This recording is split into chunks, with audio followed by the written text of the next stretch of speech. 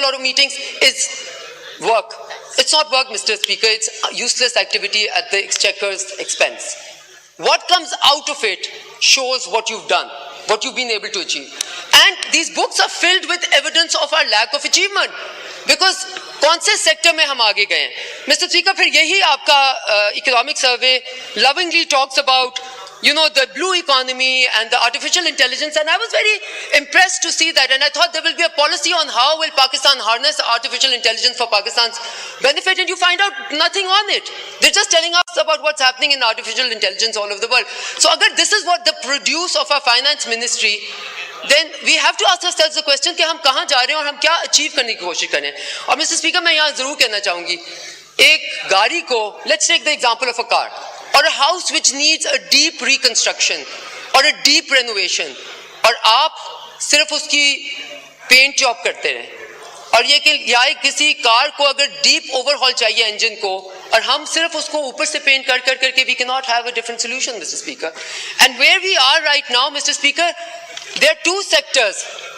देखें, हम सबको ये पहचानना चाहिए, मानना चाहिए, जानना चाहिए कि इस हुकूमत के पास वही वसाइल हैं जो इस मुल्क के पास हैं, और ये मुल्क इस वक्त डीपली इंडेटेड है because of all the शाखर्चियाँ और all the badly executed plans that have been done over the last many decades.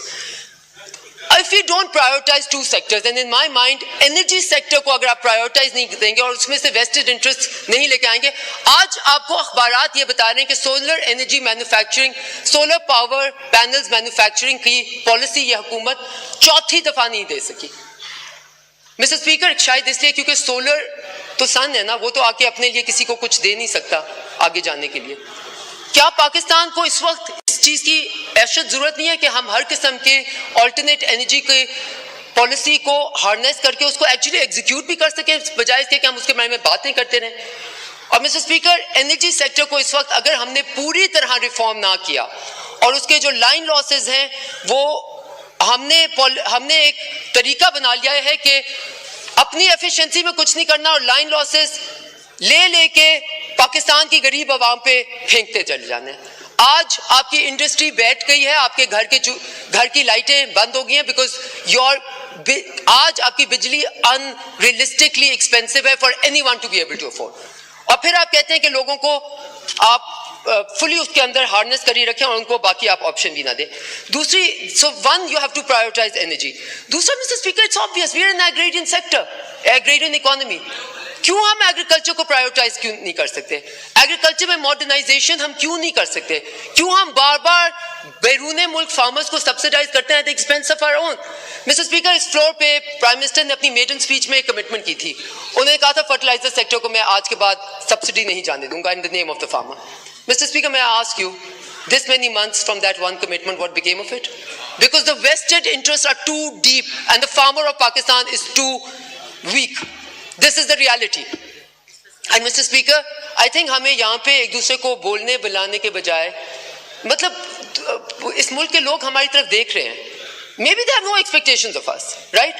But क्या हम ये खुद नहीं देखते कि 22 साल मेरे जैसे बंदे को अगर इस पार्लियामेंट में हो गया और हमने इस मुल्क को आगे बढ़ते हुए के बजाय हमने बहुत सारी एक्टिविटी करके बहुत सारे मुल्कों को आगे बढ़ते हुए देखा. हमने रवांडा जैसे मुल्क को जहाँ पे जेनोसाइड हो रही थी और क्या क्या कुछ नहीं, और आगे because they were focused, because they prioritised. आप एक अपने एनर्जी सेक्टर का आप डेट अपनी देख लें, आपकी वो बढ़ती हर दफा सर्कुलेटेड बढ़ जाती है. And every time there is a lot of activity in fixing the economy.